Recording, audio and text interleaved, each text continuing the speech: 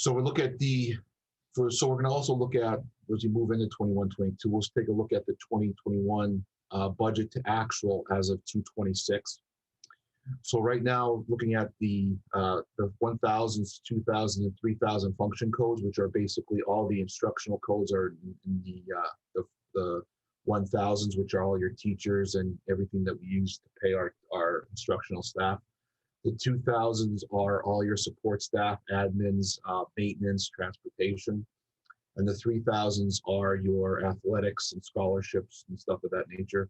All of those are on par to come in on budget this year.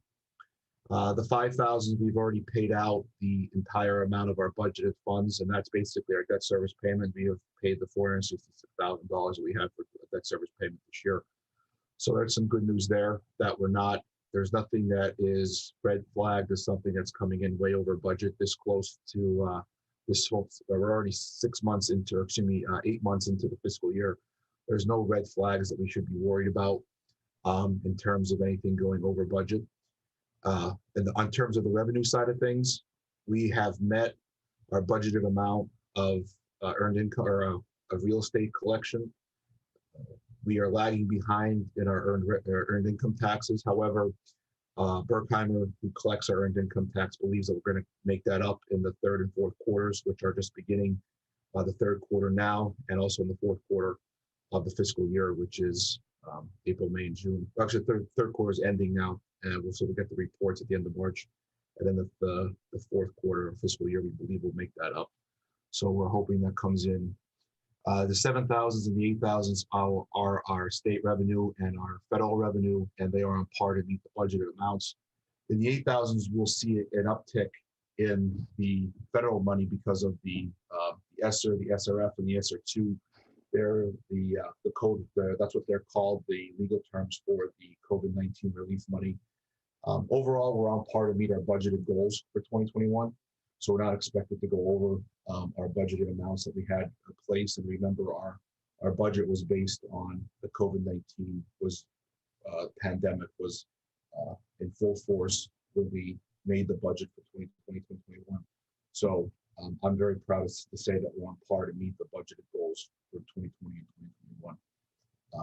So there's no red flags, no issues that I want to bring to the board's attention other than perhaps EIT may be slightly behind, but I do believe that it will catch up.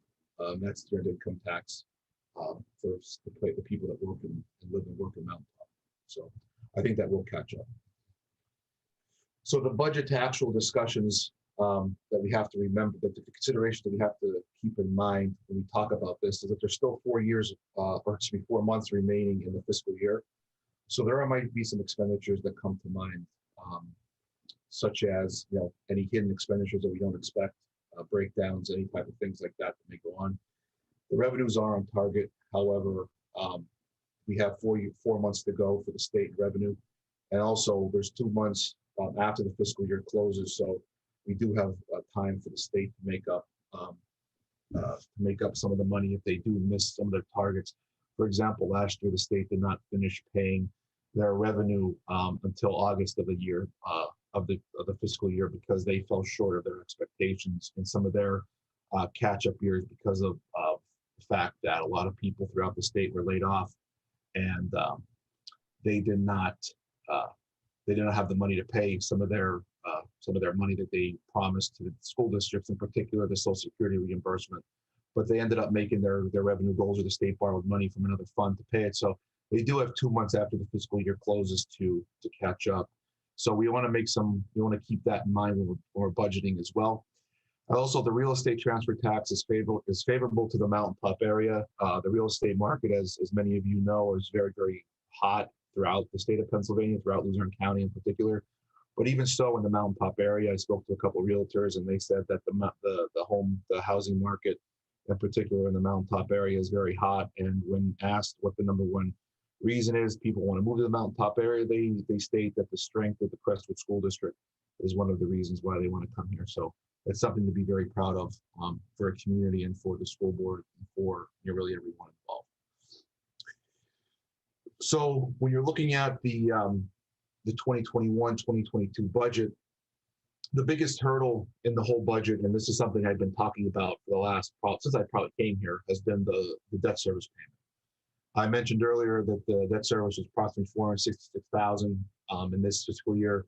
It goes to a little bit under $2.4 million. That debt schedule was put up in February at the financial planning meeting when discussing the refinance that the board undertook.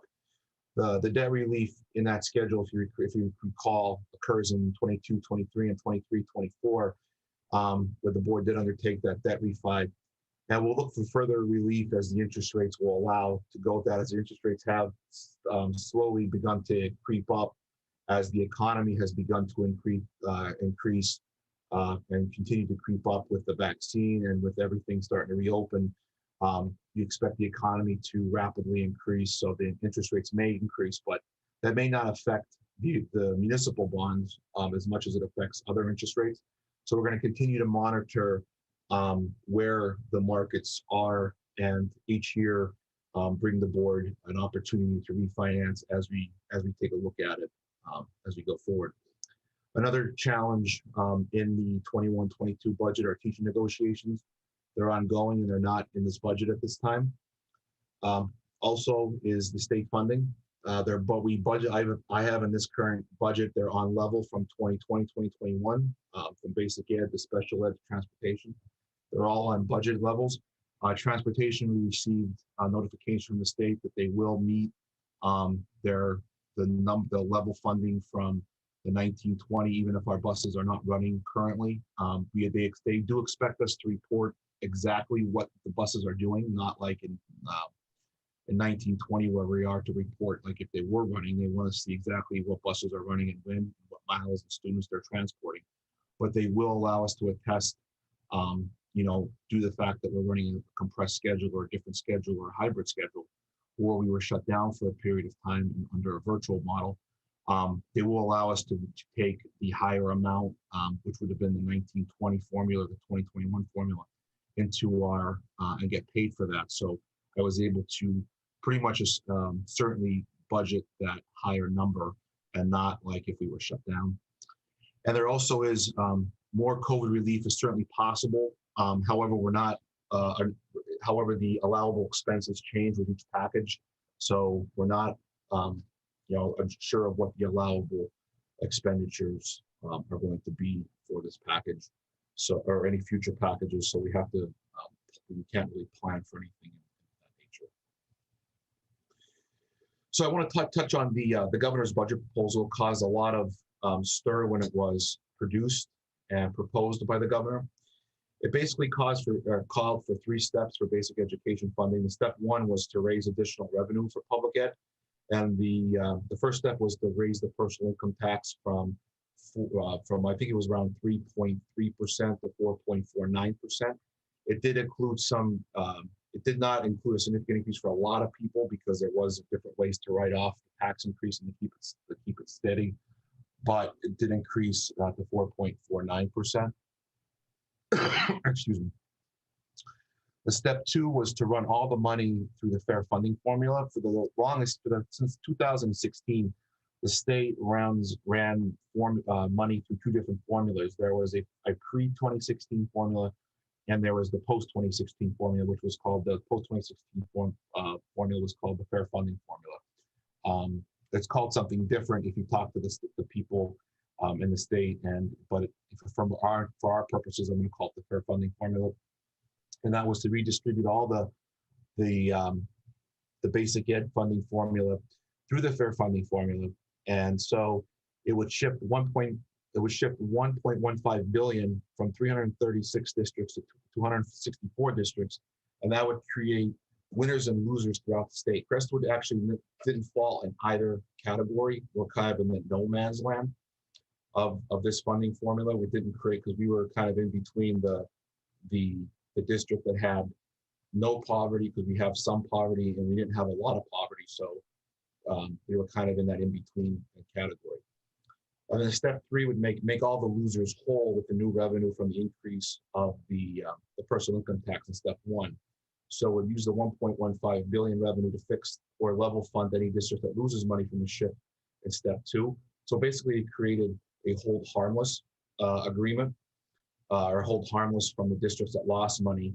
And then step 4 was to add an additional $200 million to all the districts through the fair funding formula. And that is where the Crestwood would net the approximately $140,000 in the new money that it would basically correct Crestwood would usually net. And that would be using through the HCS formula, which is what we get from all the data that we gather through PIMS throughout the year and through our 2019-2020 AFR data. They would use that data as well. As you may have read through the newspapers, the proposed budget is very preliminary, and there would be major concessions are expected from both the governor's office and through the legislative process.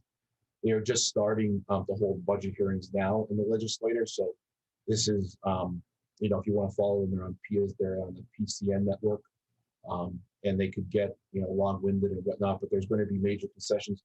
And also, really, the wild card in this is if the budget's not adopted by June 30th, that could delay our state revenue for a longer period of time, which we could talk about as we go later on in our budget meetings. We're just starting out here, but that could cause us some problems later on in the budget process. But that's another wild card that I did not talk about right away. But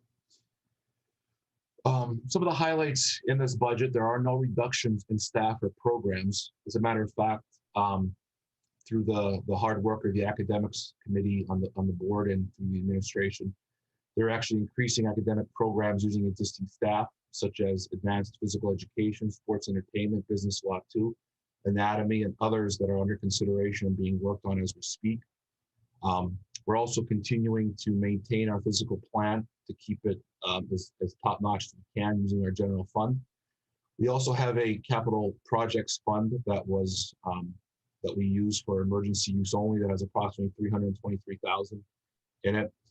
We may need to consider replacing the boilers at the high school, middle school building in the near future, and we use those funds to do that if that becomes an emergency type of situation. Those replacing the boilers are not built into the maintenance budget at this time. Basically, and I will go through the budget in the next slide, the working draft of the budget. There is no major repairs or anything type that is tied into this budget yet. To do that, you know, replacing the budget is probably over $150,000 project. So we would use those capital projects funds not to encumber any more debt, but just to use the existing funds that we have with that. So without further ado, this is the working draft of the budget. As you can see on the left-hand column, you have the 2020-2021 budget, and you have on the right the budget with a 3.7%, which is the Act 1 index. So the taxes were, this budget is, the budget that the administration is proposing does include a 3.7% tax increase in it, and that does raise the revenue to local revenues to $25,889,051. I want to also say that it also uses COVID-19 money, the second round, or maybe the third round of COVID-19 money, the $1,461,088 that is allowable to be used on salaries. It also calls on using that money to be used on salaries and benefits to help balance this budget.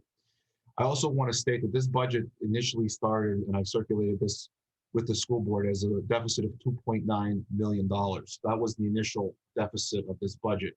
The deficit now stands at $223,555. So through the addition of the COVID money and through the addition, the hard work of, or through the tax increase and also through the hard work of the administration, we're able to whittle it down to $223,000, including, and that does include the debt service payment that is in there.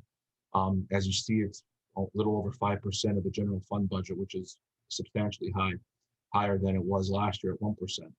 So we have whittled it down, and also the fund balance would end up at $770,000, which is very low, but you know, it's better than what it could have been projected to be about 3 or 4 years ago. It was projected to be a negative amount at this point in time in 21-22. If you look at the projections that were provided to the board and to the public a couple of years ago. So I think we're turning the financial ship around at this point.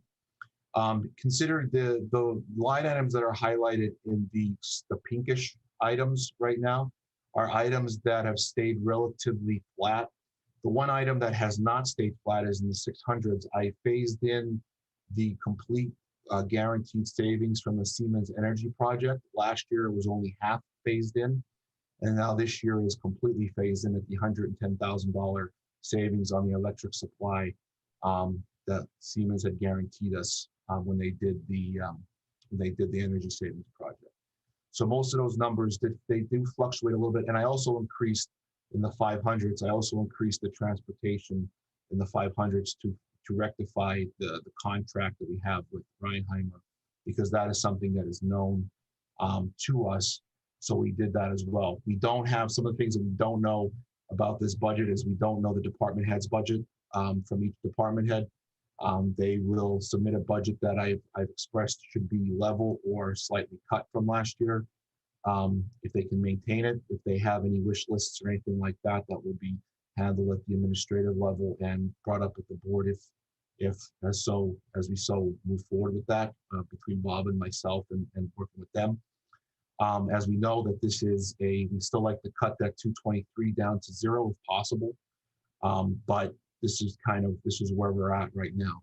As I mentioned previously, there is relief coming in the form of the debt service relief, but we also have to look at, and we also have to keep in mind that at some point we have to replace that $1.461 million that is from the COVID relief, because that money is only a one-time thing, and that we'll have to replace that revenue because that revenue will not be there every year. So that is the draft working budget. This is the living, breathing document. It will change from month to month. I don't expect the deficit to grow substantially. However, it could go up and down as things progress in the district as we move forward with that. This is so we hope that it continues to go down, but I just want to make sure that you guys are aware that things could go up if there's more. If Scott Brummagem comes to me and says, "Hey Pete, there's some different things we need to budget for," but those things will come up in committee meetings, at the physical plan committee meetings and stuff of that nature. So the board will be well aware of those things that go into the budget before they come up, so it won't be a shock or a sticker shock for you guys before they come up. Bob, do you have anything to add about this before we go on to the next slides? I know you wanted to bring up some things about this as well. No, I think you have everything. Okay. So this is the for the board, for the public, and the boards of tax rates for 2013 through 2020.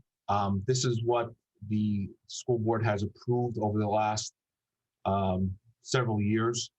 The first column where it says CSD index, that is what the board actually approved. It's not their Act 1 index, but actually what they approved. As you see, last year the board approved the 2.5 millage, or 2.5. This is actually the percentage of what they approved, or no, the actual millage rate. The 2021 and 2022 is actually the percentage, so it does change a little bit because the millage. Oh no, wait, hang on a second. I actually want to look at this. No, these are the percentages. I'm sorry. So the CSD index is the percentages that the board approved of the millage rate that increased. So each number is the percentage that the board raised taxes by. So if you look at 2020, 2021, they approved a 2.5% tax increase. And this year in Act 1 is a 3.7% tax increase, and that's what is proposed in this budget. If you look at what the millage rate would be 11.7494 if the board adopts the budget. And for a $100,000 home, it would be, the tax bill would be $1,174.94. It would be an increase of $41.92 for the year. And the Crestwood approved tax rate would be a median home value of $178,400, and that would be an increase, of $74.78. The tax bill would be $2,096.09. So as you see, that would be the increases from the previous year, as you could see as it went up. Now, the board did an excellent job of keeping the taxes low, but they had to make some very difficult decisions in 1819 and 1920. And in the past 2 years, the tax increases were relatively low compared to the previous 2 years. So the board has made some difficult decisions in the past, and this is going to be continued to be that way until we can get to a more stable financial situation, until you can get back to those years of 2013 to 2017, where the tax increases were much smaller because of the fact that you had a more stable fund balance. So it just shows that the district did not raise until the Act 1 index for the first, from 2013 to 2018, they did raise to the Act 1 index. In 18, 19, 19, 20, they went above the Act 1 index to exceptions. In 2020, 2021, we did not go to the Act 1 index, and in 21, 22, we are going to the Act 1 index. So just to give you a little rundown on that. The next chart is the millage rates for other districts in Luzerne County, or the LIU in particular. It's the highlighted rate shows that Crestwood is, that with all that, is still the lowest rate in Luzerne County. So when everybody says that Crestwood is is expensive to live in, that's not really true compared to the millage rate. The millage rate is actually the lowest in the Luzerne Intermediate Unit, or mostly in Luzerne County as well. You can see all the rates for 2020, 2021, from Hazelton area all the way up. So you can see that Hazelton or Crestwood is the lowest millage rate. And from my understanding, most of the districts will be raising taxes this year as well too. So there was I just want to make sure that we understand that this could change as well, and we could cut some of that back as well. But I think I think the tax increase is the most important thing to continue to raise the revenue to meet the debt service payments moving forward. So the next meeting and the closing thoughts on this, we're going to announce a full meeting schedule of the next financial planning committee of the board of directors. That is on March 11th, that I mentioned at the beginning of this presentation. There's plenty of work to do in future meetings. I've been working on this budget for a pretty long time. I started this presentation working on this earlier last week, and this was very difficult to put together because I know how hard it is to look at a budget and look at a tax increase for the community and for the board as a whole. But I think this is in the best interest of the district moving forward, in the best interest of the community moving forward. And we need to look and see where we can cut, and ensuring that we're not cutting any programs that are going to negatively affect any staff member or any students. But I also want to make a point, and this is a very important closing thought, that a financially healthy and stable school district should have a fund balance between 10 and 12% of its expenditures. So it should be between $4.5 and $5 million. Right now, we're expected, like I said in the projection, to be around $770,000 to $1.5 million. So I give it a range in hopes that we have some positive, financial news coming out in the next 6 months. So the worst case scenario could be 770. The best case scenario could be 1.5 million. It's still well short of the 10 to 12%. And if we get the fund balance to be between 4.5 and $5 million, we won't have to take a tax revenue anticipation note like we have been doing every year, and we'll have to do again in 21, 22. That saves us on interest rates. That saves us on not having to worry about how we're going to make bills or make payrolls in the summertime and early fall. We won't have to worry about if the state is delayed on its funding payments or anything of that nature. And it just shows to our bondholders and anytime we go to borrow money or anything like that, that we have a financially stable picture. So that really wraps up the presentation that I have. So right now I'd like to take any comments or questions first from the Board of Education. Are there any comments or questions that the board has for me, or anything that they would like me to discuss or look? Yes, sir. Hey, Randy here. I have two questions on the local source revenue. Yes. That number was increased year over year about $1 million, I believe. So what percent, or what number is the you have a 3.7% increase in the budget? What does that generate? Additional revenue? That will generate the 3.7%. To generate the 3.7% rate, approximately about $700,000, roughly, maybe $710,000. Okay, so the other increase in the local revenue source is what? Wasn't there a property that was sold recently? Yes, there's going to be. That didn't even hit in this budget yet. But the real estate transfer tax has increased as well over the last year and a half, or especially the last 6 months or so. We've really seen an increase in the $150,000 over budget we were in the, or over budget in the real estate transfer tax. So that means that we had a lot of people that bought houses, and that's only 1/2 of 1% that we taxed with the sale purchase of houses. And there wasn't any industrial park purchases, it was primarily residential houses. So there was a purchase, there was a sale of an industrial park land for around 1.1 million. So we'll net around $178,000 to $180,000. We have not gotten that check in as of yet. They're usually as of maybe about a month lag or a month and a half lag. Have you included that in your numbers? No, I did not include that in my numbers, and that number is still outstanding. Super. Thanks, Pete. Yes, sir.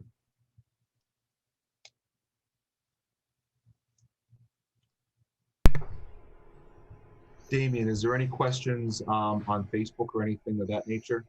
No, there's not. Okay. Mr. Mahalik, you have anything to add that I may have missed? No, at this time, I have nothing to add. I know that we'll continue to build from this point. There's obviously a lot of work to do, and there's still obviously a lot of time left, you know, for this budget to really take shape. So, you know, a very good starting point, a lot of work to do ahead of us. Is there any other questions from the board, Mr. President?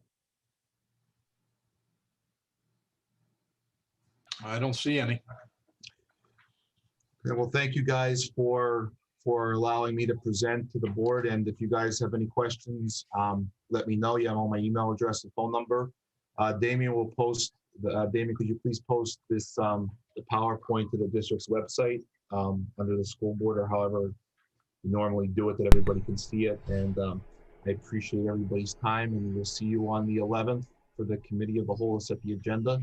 Those meetings will start at 4 o'clock. So thank you guys very much for attending. I appreciate it. Thank you. Good night. Thanks, Pete.